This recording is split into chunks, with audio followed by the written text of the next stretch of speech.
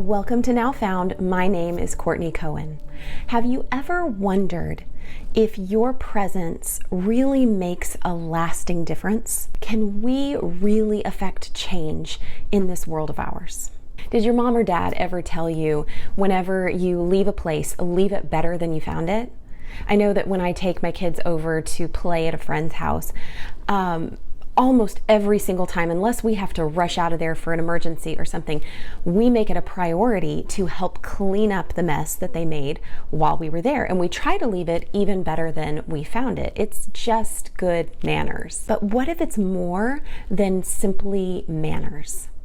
What if this is within our God-given design to leave not only places, but also people better than we found them? God charged humanity to take dominion over this world. He gave us the authority to affect change in our environment. So I'd really like to take this manners-focused theme of leave places better than you found them and really twist it and say that this is more than manners. This is a mission to leave people and places better than we found them. So how do we do this? With places, sure, we clean up the messes that we see, that we create, certainly, and do something kind for the people that function in that area. That's pretty apparent. But also, we need to consider, what attitude are we bringing into this atmosphere?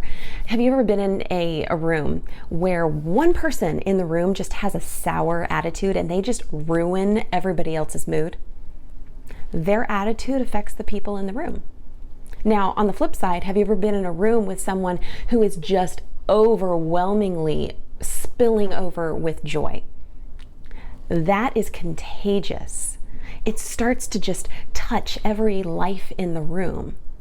We can do the exact same thing simply by our attitude. Are we bringing joy into our atmosphere? Are we bringing peace? Are we bringing patience? The beautiful thing about living a life that is surrendered to Christ, that means that you get to carry the presence of God with you wherever you go. He lives within us, therefore He walks with us. He is where we are. And when we stay connected with Him, there is fruit that naturally just grows through us and is there for other people to enjoy.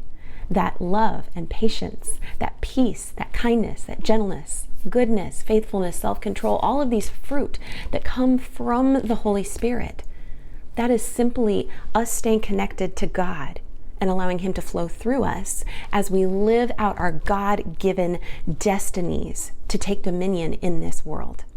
And taking dominion, it's not about us. It's not about imposing our will, imposing our agenda. It is all about bringing the presence of God wherever we go. Now, I do want to be aware of the fact that we're not responsible for the emotions and the behaviors of other people. We've talked about that in previous videos, but that is not our responsibility. However, we are responsible for what we bring to the table. I am responsible for the atmosphere that I set in my home. And some days, man, I don't do a good job.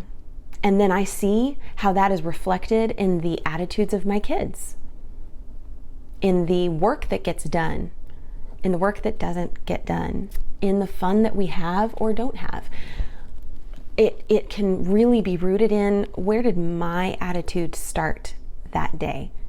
Because I'm taking dominion of my space one way or the other. So while we are not responsible for the emotions and for the behaviors of other people, we are responsible for how we speak over them. Are we bringing life or are we bringing death?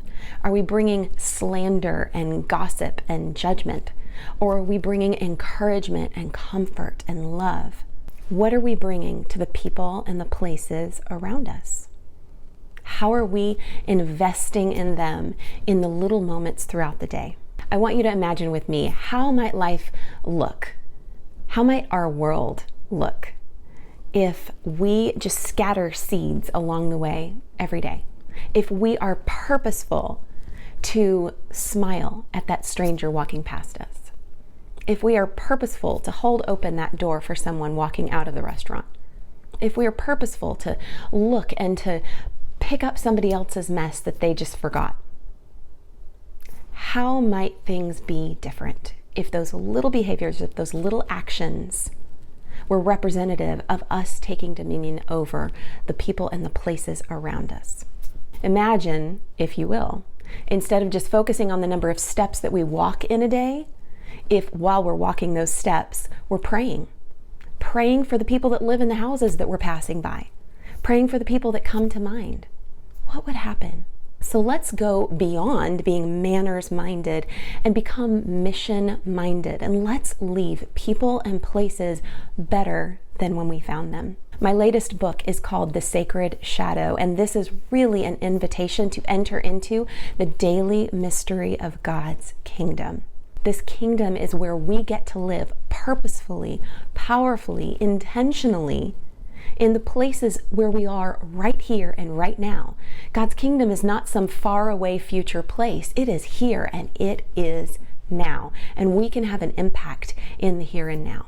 You can go to thesacredshadow.com to go ahead and order your copy of this book, and be sure to visit nowfound.org for more free resources. Thank you so much for being here with me today. Always remember that you are never too lost to be found.